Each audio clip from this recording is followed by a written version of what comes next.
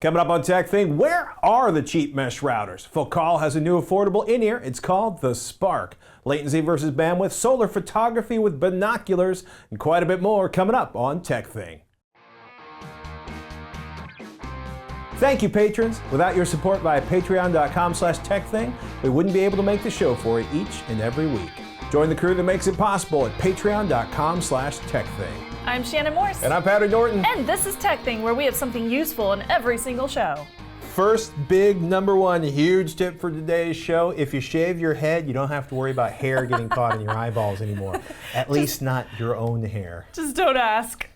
It was purple hair, and it was in her eyeballs. We go into really strange conversations sometimes. Well, you know, it's the heat. We're roasting here in the warehouse. That's true. Here in Richmond. So moving on, we do have tech content for today's episode, starting with a tweet from @SanbornVR, who says, "When are mesh routers going to be affordable? They are the cost of game consoles. This is impossible." Well, mesh routers, they're still in the early adopters phase of the technology adoption curve. And as geeks, we always think, in a year or two, that big 65-inch screen or the power in that GPU will be half the price. Or at least I'll get a bigger screen or more power for the same amount of cash. Or a better screen, but you get the idea. Yeah. It's probably going to take a little bit longer for mesh routers to get cheap, right? Most mesh routers, like, here's the Orbi here, or more accurately, yeah, there's two of these. This thing is a beast. We'll talk about that next week. But you start looking at these, right? Google Wi-Fi system, $270. Netgear Orbi, that's $345. Eero, $380. Amplify HD, $320. Yeah, they're pricey. Linksys Velop Tri-Band Whole Home Wi-Fi Mesh System, $500. When you're looking at these, you gotta understand, you're essentially deploying 2 or 3 complete wireless access points. So instead of, say, a single $90 TP-Link Archer C7 in the center of your house, you're dropping 2 or 3 of these critters. You need a processor, wireless radios, antennas, an enclosure, a power supply for each of the things. Yeah. So, that's like having 3 or 4 routers deployed. And unlike most routers, where the company kind of vomits it out, does a single update, and then forgets about it, right? First of all, almost all of these companies are continually making updates, right? They had to make them all play nice together. They probably have a fancy phone app to control them and set them up. Yeah, probably. Yeah, I've used almost all of them at this point, and you get the idea. There's just a lot more going on with mesh routers. And we should probably mention, too, they are very different from range extenders as well. Range extenders, obviously, are going to be a little bit cheaper because they are simply extending the wireless range that you're receiving from that first router. Well, what it does is it goes like, there's packets, and I'll throw them over there. Yeah, it's just tossing those packets. Well, in this case, you're going to have 3 routers in themselves, so you have everything built into each and every one of those devices. Plus, companies, they really like to make a profit, and the shiny new is where the big profit margins are gonna be, especially if a brand new market is just now coming to be. So over time, we will probably see a decrease in associated costs as more competitors join this market. As you can see, there's only a few that are currently available, and as speed capabilities increase and prices for manufacturing go down,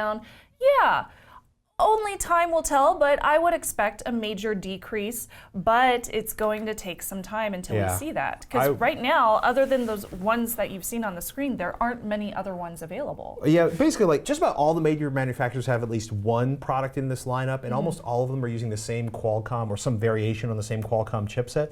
Here's the thing that gets me, is when you start looking at these, Amplify, they've basically eliminated the SD version of their product, but they kept the HD version. Oh, wow. Eero hasn't really gone down that much in price, or maybe I'm hallucinating and it has. I'll be really curious to see where these are. Okay, Luma, which I don't think is doing so well, has dropped from $400 to $236. Wow. Yeah. We'll see. I think part of the problem is like, even if the prices go down, you're still looking at having to have multiple boxes with a whole metric ton of parts inside of them. Yeah.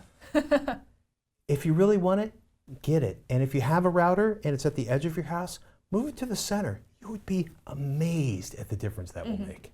Oh my goodness. A year and a half ago, Focal launched their first in-ear headphones, the Sphear. They look like this. I'm actually holding them right here in my hand.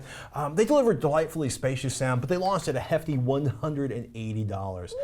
Focal has announced a new Sphear S in July, which will also pack 10.8 millimeter drivers, which is kind of why these things are so sort of puffy. Yeah. Because they have a big, giant, full-range driver inside of them. Focal's Utopia, possibly, probably one of the 3 or 4 best headphones in the world. They are crazy, extraordinary. Oh, they're only $4,000. They're only $4,000. Well, they've got a beryllium driver, and they invented this amazing motor that has an open back. Gives it incredible performance. That beryllium driver is impossible. Like, beryllium's impossible to work with.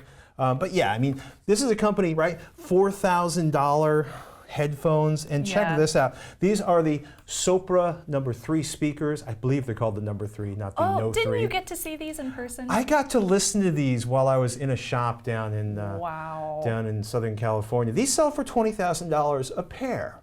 Oh. I bring all this up. Well, yeah, that's what makes Focal's $69 Spark in-ear headphones pretty interesting.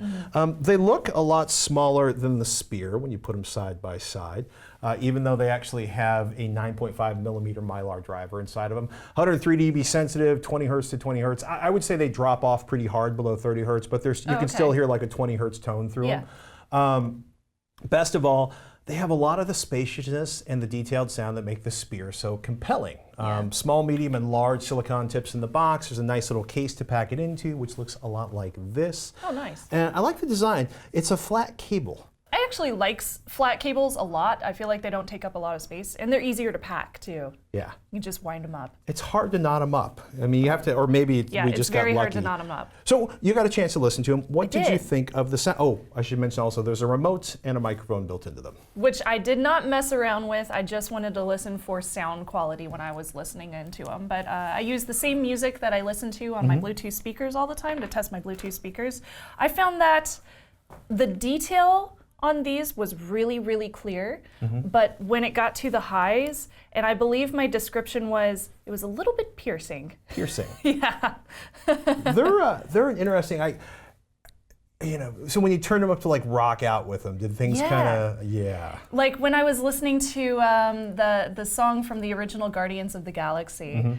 And there's one moment when the vocals just scream out, "Feelin'," and I was just like, ooh, that kind of hurt my ears a little bit. Yeah. And it was a strong noise. It should be like very strong and kind of subtle, but with these, it just kind of hurt my ears a little bit. But the detail, if you're just listening to vocals, I found that I could hear little minute things. Like if you're listening to Pink Floyd, you can hear the breath that the vocals use. Or when you're listening to the drums, you can hear the little bit of a tread on a drum whenever somebody hits it. So cool little things like that, I could definitely point out with those headphones. And then when you turn the volume up. Yeah. Yeah. Yeah, that's when I noticed that it kind of hurt. These are really interesting, right? Same thing here. First track I listened to, Amber Rubarth's Novocaine off of Sessions from the 17th Ward. If you've never heard it and you like kind of folky music, this is incredible. All the big soundstage and subtle detail I'd expect from a Chesky recording. It was all there in these $69 earbuds. They're also really thuddy on the drums, the percussion, the bass, cello actually in this one. Thuddy. Yeah. There's like their curve is probably like this in the sense of like lots of bass and then dipping down in the treble. Yeah. It's a lot less neutral than I would have expected. If bass slam is a big one for you, these should be on your short list, although the bass in these might be too much for you if you don't need all to bass. And same with you, surprising sense of room and spaciousness and detail on this $70 in-ear headphone. Definitely. And then I rolled up Rage Against the Machine, and the Spark seemed to just come apart or distort at higher volumes. It became unpleasant. Yeah, that's exactly what I ran into. Like a little hi-hat ride in the background, great, and then the bass in the guitar come down. Yeah. Which is not the reaction I like to have for in-ear buds. So I thought we're both using headphones. I'm like, maybe it's an issue with what we're feeding the headphones with. So I fired up my Element. This is the Element. The Element.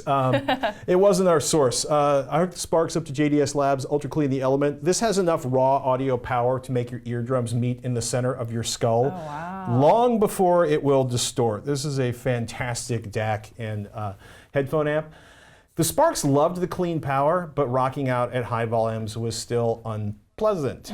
So if you're listening to a lot of acoustic music, you love the bass, you love, maybe quintets instead of orchestral music, and you don't turn the volume up on the rock or the electronic dance music, the Spark might be the perfect in-earbud for you, especially if you love the bass.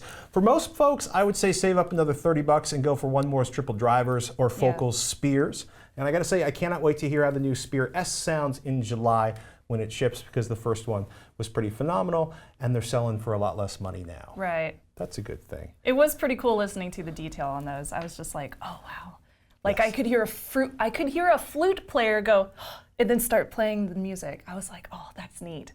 That is neat. I never noticed that before. Let us know what you think and what headphones you want us to review, or in-ears as well. You can hit us up over at ask@tekthing.com. Patreon.com/TekThing. TekThing patrons, they can watch our build videos, subscribe to an audio-only feed, check out videos of the edit of every show, and if you're a patron at the $10 level, you can join Shannon and I in our monthly hangout, which is happening today. We do one of those each and every month. Thank you for your patronage. You make the show possible. And hey, we understand if you can't donate. If you got a question, curious to see us review something, got a tip or an idea, please fire them out to ask@tekthing.com. We're listening. We got a tweet from @TomProsima who says, regarding the wireless ISP you mentioned earlier, you never mentioned the latency. Have you tried online gaming? Oh my goodness. Yes, Patrick, have you? I have, and my apologies. I could have sworn I mentioned I'm getting 7 millisecond ping times on speed test runs. That's Common Netwoks, the wireless ISP I'm switching to. That's about 30% faster than with Comcast, but frankly, you're not going to feel 3-point-something milliseconds even if you try really hard. That said, latency is definitely important. Most folks, they like scope lock on the bandwidth promises from an ISP. 75 megabits per second. Well, that's how much data you can move every second. Right. But it doesn't help much if, like, every time you hit enter, or I type in a URL and I hit the enter button and then there's a hang time. Yeah. Latency, that's how long it takes data to move. High latency, like satellite connections, are the worst. That's when your request goes from your computer to the network, to the dish on the roof, to a satellite in space. And then it's got to make its way back down. To a dish on the ground, and then to the server with the page you want to load, and then back up to the satellite again, and then back down to your roof of your house, and then to your computer. That's high latency when things take forever, or for some reason a route on the internet is busted and there's like a few hundred milliseconds here and there. When your lag in a game gets up there, you get fragged a lot, but the magic number I've heard is like 100 milliseconds, although I'm sure gamers want that more like no milliseconds. Oh yeah, 0. So 0 would be magic. 0. Instantaneous. Yeah, I have had 0 issues gaming so far. Though it's a 7 millisecond, not a 0 ping time, sorry. Now I'm thinking about 0. But I have spent a lot more time streaming video and doing regular internet stuff. We will be doing a follow-up on common.net in a couple of months to see how the performance holds up as the network grows and fills out. Can't wait to hear about that too. I will let you know. Yes. I will do more gaming just to make sure I have a thoroughly balanced report for you, Tom. Please do. I'm sure my husband will be very interested in the online video gaming part. I'm sure he will be. Oh yeah. Oh. The OnePlus 5 has been officially announced, and I am seriously wondering, can the new OnePlus flagship hang with Samsung and Google? My Google Pixel XL, I'm curious. Big competitors. Yeah, so we are going to find out. I have a review unit on the way, so when it arrives, I'm gonna do tons of testing. The biggest question I have here is about their new dual camera. They've never had a dual camera before. It starts at $479 now, but it's supposed to allow for a nice bokeh effect in your photos, where you get a nice clear portrait and then a nice blurry background, and you get that because of that 1.7 aperture that they're going to have on this new dual camera. So I'm really curious about it. Gonna do some testing along with my Pixel XL. Super excited about that. Can't wait to see how it does in the real world. Is that half the cost of the Pixel? Yes. Wow. So will it be half the cost worth in the photography as well? I guess we'll see. I want it to be better. Yeah, I want to see how well it does. I want to pay half as much for a better camera. Right? Cheap. Our favorite monitor is coming to an end. Yeah. Oh. Yeah, Dell 3415W, the Ultrawide 34 that I have on my desktop right now. On closeout, $650. This is up at Adorama. It's on Amazon, a whole bunch of other places. Yeah. I believe the 3417 is still going. And I found out last week about this beast. Ooh. Yeah, the Dell UltraSharp 38 curved monitor goes on sale this week. It's the 37.5-inch WQHD monitor, running at 60 hertz. So gamers, you might want to look for an ultrawide monitor with a higher refresh rate, or FreeSync or G-Sync if that is what floats your boat. Not cheap. This one's going to be starting out at about $1,500. Ooh, wow. But it will be like this wide. It's going to be pretty. It's going to be more than a yard wide, or more than a yard diagonal. Well, hopefully we can get one in and check it out in real life as well. It's exciting. Yeah, very exciting. And last off, we also have something interesting coming from our friends over at Proton Mail. So this is called ProtonVPN. It just left beta this week. And this is the brand new VPN from the folks that do Proton Mail, which is focused over in Europe, and they completely focus on security and privacy. I've been keeping my eye on their mail service for a while because several of my InfoSec friends have tried it out and they really like it. The VPN actually looks really cool.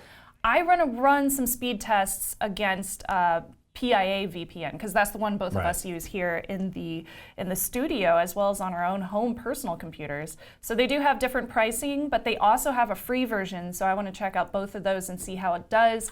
I'll do a review coming next week as long as everything works well, and I'll let you know how it goes. I'm excited. We wait with bated breath. Oh, yes, we do. Normally, we'd tell you to close the laptop and put down the phone when it's time to do something analog, but our first suggestion for getting photos of the August 21st eclipse has arrived. At Schumann Project says, budget solar photos, use binoculars to project the sun, then snap pics with any camera. And right down there, you can see Venus in transit in 2012. That's cool. That's actually a great, I'll put a link to his feed in the show notes. He does some really cool, actually practical 3D printing projects for home stuff. Nice. At Ocean Planet 4546 adds, I had a white plastic 3-ring binder for a projection screen, stays flat, built-in tilt, used for Venus transit, Canon SX150IS, worked great. Nice, that's cool. That's Venus. Wow. In front of the sun, which makes me really excited. And Ram Riot says, hey, actually he says, note, don't use expensive binoculars because heat buildup within the optics can damage them. Also guard the optical path from prying eyes. Yes. Which is a way of saying if you have your binoculars on, say, a stand pointed at the sun, make sure your children aren't going to run up and jam their little faces in there and then basically blind themselves. I started looking into this a lot because I want to be able to take some pictures from my Sony a7R II, and it sounds to me like I would probably need a much bigger lens, telephoto lens, and a much better filter than what I currently have on my camera, because the filter is very specific for a solar eclipse. Like a number 14 welding goggle? Yeah, basically. I just got a tip from somebody who wants to remain anonymous. They also suggest you go to maybe a local welding shop or a welding center online to buy things in case there are any scams showing up at Amazon late. Because this is going to be a huge eclipse for people in the United States because we just don't get eclipses that often. Not very often. I guess nobody really gets an eclipse that often, but shop carefully. Yeah, number 14 welding glass is what you're looking for. That is a seriously dark filter. Well, thank you everybody for all your solar eclipse recommendations. I'm super excited. I really, really, really want to fly out and see it where the actual path happens. So if that does happen though, I'm totally gonna vlog the whole thing. So you will get to see the experience with me. Where I'm going, it'll be a minor miracle if we actually have any kind of cell phone connectivity. Yeah, really. Me too. Heading north, people. With that, I'm Patrick Norton. I'm Shannon Morse. We'll see you next week on TekThing.